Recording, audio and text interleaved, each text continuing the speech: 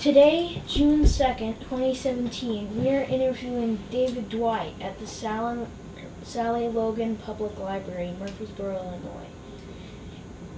David is 55 years old and was born on March 19th, 1962. Was in the U.S. Marine Corps from September 1980 to September 1989. Currently lives in Murfreesboro, Illinois. Moved here in 2004. I'm Caleb Dwight, his son, the interviewer. Toby Hansen is the camera operator. Shirley Carlock is the Sally Logan Public Library IVH program director. David, tell us about family and life before you went into the military. Well, before I went into the military, just a typical Midwestern kid. Growing up, lived out in a rural part of central Michigan, and spent a lot of time growing up fishing and while going through walks to the woods, riding bikes. Just like kids like to do today. I had had a family of 6, so had our typical family kind of thing that goes on. So it was just a happy-go-lucky kid. Were you married, and did you have a family when you went into the military? Before I went into the military, no, I did not. I went right out of high school the fall, just after I graduated from high school. Why did you enlist? That is because I had a really good recruiter. One of the things of recruiters, they are taught professional selling skills, and when I went through the talks with the recruiter, he began to show me the advantages, the benefits of being a member of the Marines. And he made a lot of sense, and there was it seemed like the logical choice, and so that's what I did. He convinced me to sign on the dotted line, and the rest is history there. Tell us what boot camp was like. Boot camp was very challenging, very physically demanding. 13 weeks from start to finish. Those of us that came in earlier before the rest of the people got to spend some extra days waiting for everybody else to come in. But a lot of running, push-ups, sit-ups, a wide variety of exercise, and getting up at the first light, and having to go to sleep after sundown, and just a very intense training throughout. Do you have any funny or interesting stories about the time you were there? During boot camp? Yeah. Probably the most interesting story I can think about. Well, a couple of different now the more that I think about it. When we had to go through the gas chamber, it was just a little building that they had filled with CS gas, tear gas, and we had to go in with our gas masks on, and then and some people who knew, they said, make sure before you go in there, when they start talking, take a deep breath.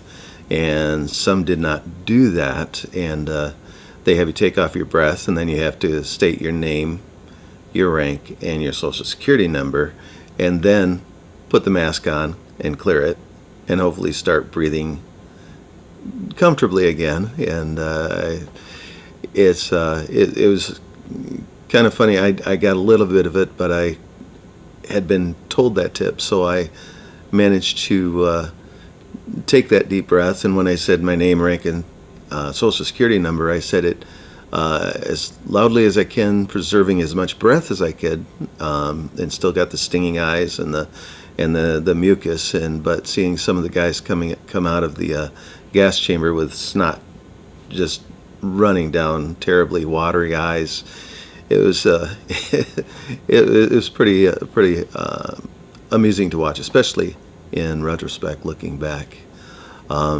It's one of the other things, and I forgot it slipped my mind, but that was I can't remember. But that was really one of the biggest. An interesting moment when we were on the grenade range, where we had to go through throwing the grenades. We had a concrete wall, and I mean, it went down, but for safety, we were supposed to throw the grenades, hit the ground. We could hear the explosion, but didn't want shrapnel to coming up. And I threw my grenade, and I'm ready to watch it, and my drill instructor had to knock me down to the ground. And that was an interesting, I was just a hick boy from a small town. So there were good times and bad times, but it was very interesting and challenging. Did you have any special training? Special training. The only real special training that I had that would have been above and beyond is really just my occupational training for the job that I was to do. Were you stationed overseas? Yes, I actually had the opportunity to be stationed in Okinawa, Japan. How long were you stationed there? I was stationed there for a year. Was this the first time that you were out of the United States? For the military, for long term, yes. When I was just out of boot camp and stationed in California, I took a trip with some friends down to Tijuana, and just to see what's down there. And but as far as actually spending time, yes, that was my first time out of the United States. What was it like being there? It was very different. There was quite a culture shock. One of the things that people don't understand about having large population of people in an island setting is that because you're basically sitting on a mantle of a lava that has the growth over it. There's not a whole lot you can do as far as digging down into it. And so the first thing that struck me when I hit Okinawa was the fact that they didn't have closed sewage like we do here in the States. So there was a smell, but it also was that blasting humidity that just literally just about takes the breath out of you. So the having been in the States, and we're coming from the States from a humid state, from Camp Lejeune, then going to Okinawa, the humidity was so much that it even made running a bit more challenging as far as taking in the oxygen, and that you need to run with any kind of a good exertion. What type of vehicle were you transported in? When we flew over, I forget what type. I'm not too good on one plane from the other, but it was a huge. I think it was a 747 and DC-9. All I know is it had like 8 seats in the middle row. It had 4 seats on either side, on the left and the right of the center, and it was huge. I think the largest aircraft I've ever been on before or since. And that had some interesting stories in itself. As we flew from, when we had to fly from North Carolina, then we ended up going to Alaska, and then from Alaska coming back down to Okinawa. And on the way across, once we hit Alaska and we're kind of crossing down towards the South Pacific, we were hitting a lot of air pockets, and so the thermals, and so there was a lot of roller coaster ride through a good portion of the trip, and it was about a 13-hour flight.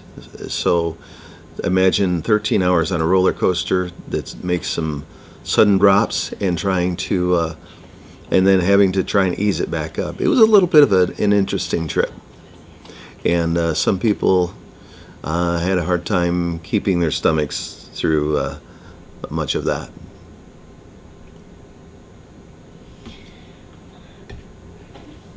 What could you take with you? Oh, as far as to go overseas, because we're traveling just like from one duty station to another without family. When we were traveling to an overseas station like that, the only thing we could take with us is what we could fit in a sea bag, which is, if you're not familiar with it, it's roughly about a 4-foot bag, 4 feet in length, and probably about a couple feet around, and then what you can stuff in there, and then a garment bag. Some people may have brought more, but the more you carried, that was the more you had to physically carry on your back and in your hands. So I carried a sea bag and a garment bag. What was your job? My job in Okinawa was as worked in the message center, where we basically picked up various communications from throughout the Pacific theater, and we had to determine what message goes to which office, and setting them for the different the local commanders for the general, and having to figure out what pertains to who, and to get it out. So we'd go into work at about 10 o'clock at night, and then we'd finish up and have everything ready and distributed by 8 o'clock in the morning. Any stories about what it was like just being there? It was a fun time being there. I was stationed in Camp Kinser, which is one of the southernmost military bases. There's a number of bases. Got Kinser, Foster, Kadena Air Force Base, but Kinser was right down on the inside Naha, and so Naha, it was really fun going to Naha, because just a little south of the base there was a roller skating rink where I got to learn how to roller skate on a half pipe. It was a wooden half pipe type surface, and it was really hilarious as I was doing that, because it meant a lot of times I'd get up to the side, and then I'd loose my feet, and I'd fall on my back and slide down the slope, and having these young Japanese who were just doing it like you'd see in the videos. Like, oh, you okay? You okay? And I'm too busy laughing, because it was just, to me, I just felt like I had to have looked so ridiculous, falling on my backside and sliding down the slope, that I didn't even think about it, whether it was uncomfortable or not. And other times, going with friends down in Naha, they have an area of Naha that's called Black Market Alley that used to be used for less than honorable, well, as the name implies, for black market type of trade, but it had been since converted into a farmer's market area, and it was neat getting to meet all the different vendors in that area, and tasting some of the local produce and different food items. That was where I got my first taste of raw octopus, and that was quite interesting. And one of the most memorable, right down in the heart of one of the alleys between the buildings, had a lot of it was huge enough, large enough, the space in between the buildings of what was referred to as Black Market Alley, that it was like a city street wide, so you had vendors on either side that you could sample their wares and get to meet the people. And down in the heart of it, where all the buildings converged, there was a huge open area, and if you looked up, you had canopies over these towering buildings. But there was this old gentleman with some crates. He was motioning us to come over, and then he pulled up a crate and stood there and gestured that he wanted to arm wrestle. So arm wrestled with him, just figured fun, just having fun, getting to just make acquaintances with the locals. And then when we were done arm wrestling, he was a little wiry guy, but I still fortunately managed to beat him. But when we were finished, I didn't realize how communal the people of Okinawa were. So after we did finish doing, he wanted to do right arm, then he wanted to do left arm, and then when we were done, I just heard applause all around and realized we were completely encircled by locals who were just watching the spectacle, and it was quite humbling, but it was also it was a very memorable thing that I think I'll always remember that. How did you feel when it was finally your time to return to the United States? I was glad to be home. Even though I enjoyed my time in Okinawa, it was just great to have that, to be back with friends and family, people that I know, back in the culture that I know, because I wasn't born in the tropical in a tropical area, and it just took a little bit of getting readjusting, but I loved, as much as I loved it, I was glad to be home on home turf.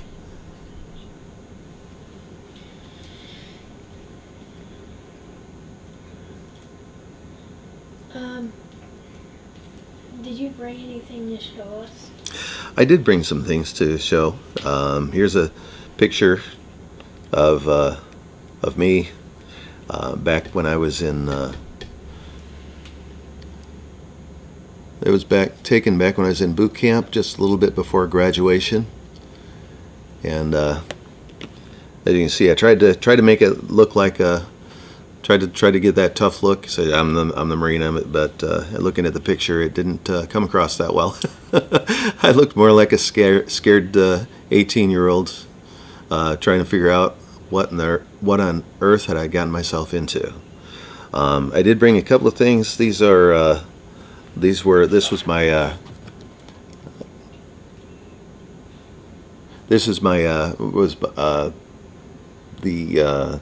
when I reenlisted, and that was one before I went to Okinawa. I determined that I was going to be a 4-year Marine, and then while I was overseas, I decided that it would be a good idea to reenlist. So that's what I did.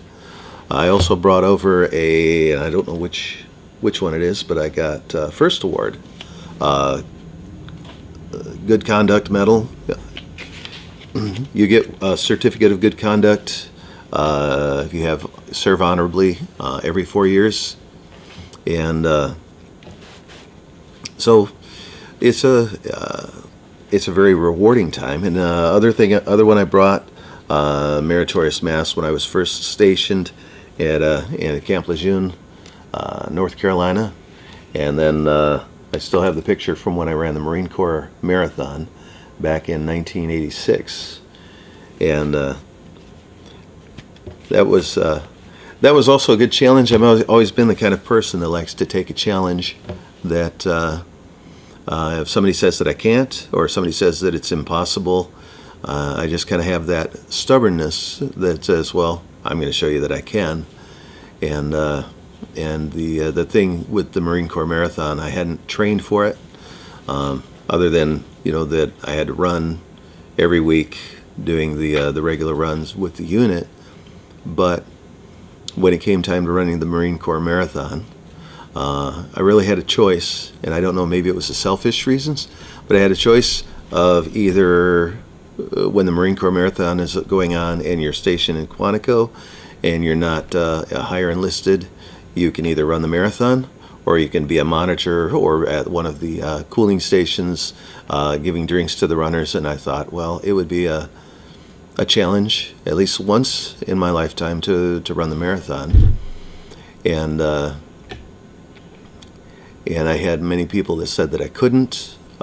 Many people that said that at the 24-mile marker, because you run 26 miles, and I don't remember exactly how many yards for the marathon, but they had people betting that I couldn't finish, and they said 24-mile marker, you hit the wall, and it's going to be hard to get past that. So I had already set my mind up that once I felt like I couldn't go any further, I was determined, said, no, I'm not going to stop. So I would pace myself.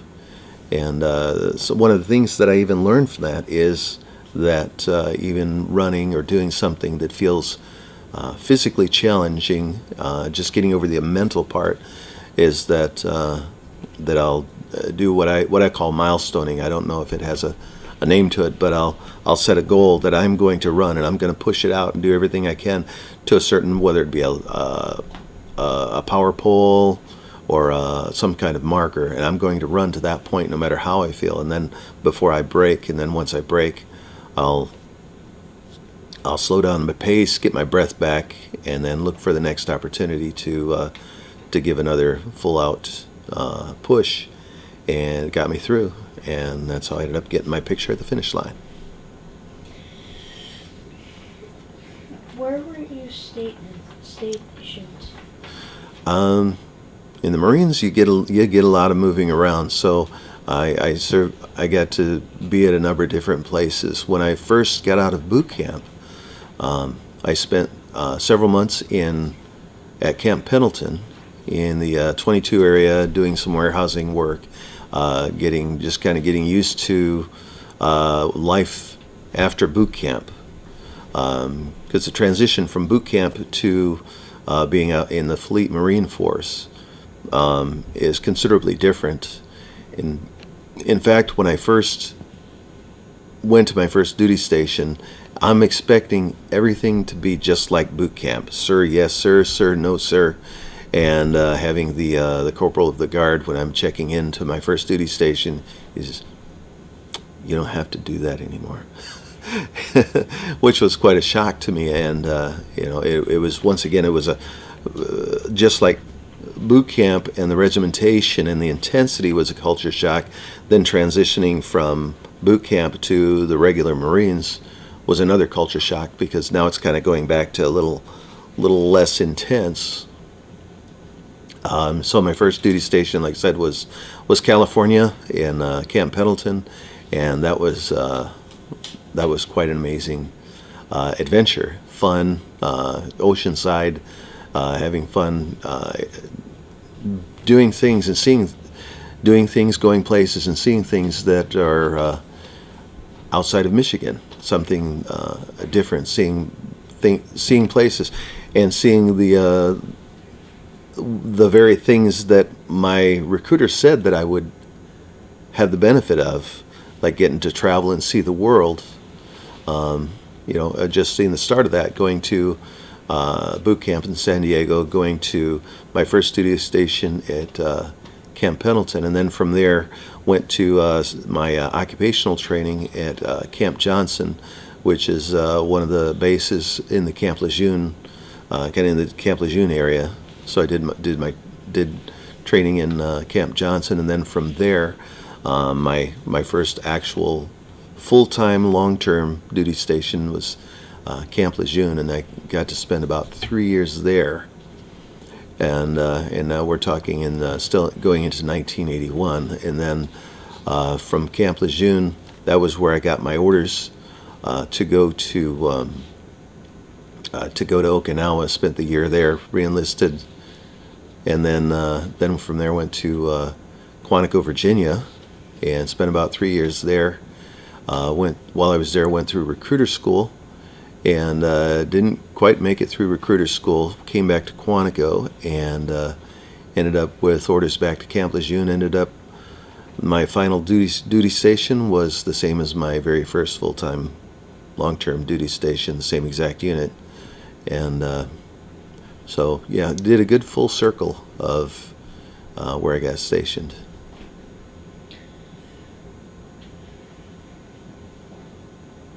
Did you receive any medals or awards? Yes, one of the things that I had showed up a little bit earlier received a good conduct medal. Actually, I received second award because you receive those every 4 years. So I got second award, good conduct medal. I received a meritorious mast, which was it was because of an exemplary accomplishment during a commanding general's inspection, and helped our unit to succeed in that. Also received a sea service ribbon for my time in Okinawa, and then there was another campaign ribbon, but it's been so many years I don't recall what the campaign was. What was life like being in the military? It was pretty different. In some ways, it's similar to life in the civilian sector, and in other ways, it's not. During peacetime, it's a lot like working a regular 7 to 4 type job, with the addition of having to report to formations, having to go through the regular routine inspections, and having to do regular exercises and physical training as a unit. But other than that, doing a lot of especially in an administrative position, doing a lot of things that were similar to in the civilian sector. Is there anything special you want to tell us about your time in the military? Yes, it was definitely a beneficial time in life, because it allowed me to gain self-confidence that I didn't have before I went in. But also it was a time of very rapid maturing. There were a lot of friendships that were made, and one of the things that I think really was pretty exciting about coming back is that now, being a Marine veteran, that if I encounter any other Marine veteran, and it doesn't matter where they're from, city, state, ethnic background, there's still that sense of camaraderie, that sense of brotherhood that just seems to supersede all else. Even recently, people that I work with, there's individuals that I work with, I find that they're Marines, and all of a sudden we've got common ground.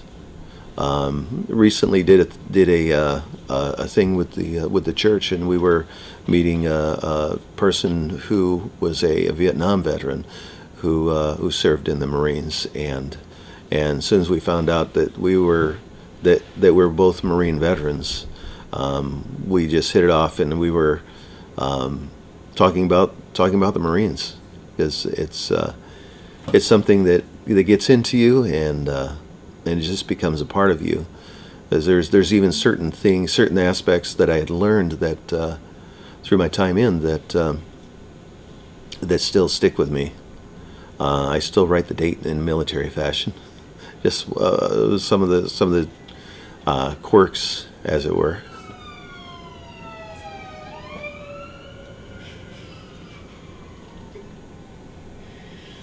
What was the first thing you did when you got home? When I got home from the Marines, probably the first thing I did, I tried to grow out facial hair.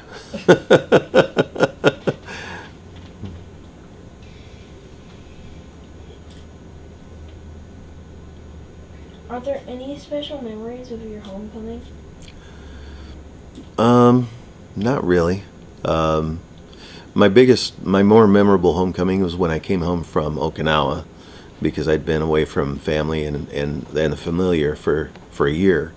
But when I came home from the Marines, when I got out of the Marines, actually when I first got out, I decided that I loved North Carolina, so that being my last duty station in Camp Lejeune. I loved North Carolina so much that I wanted to stay in North Carolina. So when I got out, I already was living in the same place that I lived while I was in the Marines, because I lived off base.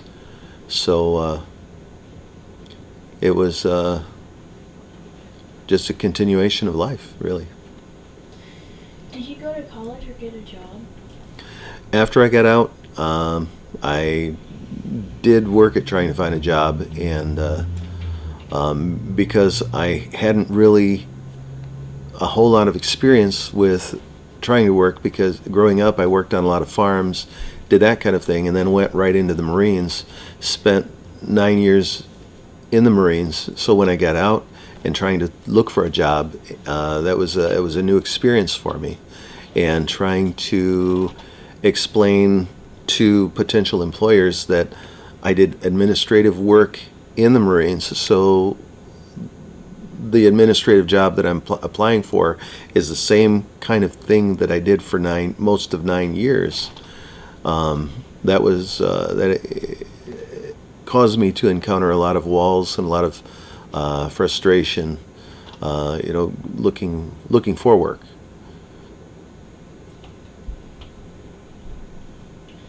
What job did you get and where? When I first got out, interestingly enough, my first job when I got out was working for Domino's Pizza. And then from there I got a job working in construction, and I enjoyed that. But sometimes the jobs got to be few and far between, and eventually got a job working for a landscaping company that had a contract and worked on the base. So I got to do things on base for a little bit, and then after that I worked for a cab company. Then things didn't quite work out with that. They did for a while, and then they went to Desert Storm, and things got pretty scary, and jobs kind of closed up in the Jacksonville, North Carolina area for a bit, and then we moved back up to Michigan and worked for a small convenience store up in Lansing, Michigan. I worked for Sears, and then I worked for the phone company. Worked for the phone company for 9 years, and just kind of bounced around. Too, one of the things about military life, I don't know if it's common to everybody, but you get so used to moving around that it seems like if you're at one place more than 2 or 3 years, you've been there too long, and it's time to move on to the next. Did you get married and have children?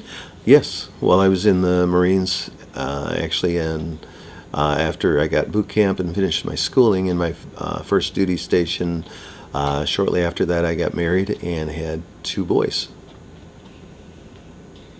Looking back at your life so far, what do you want to let people know?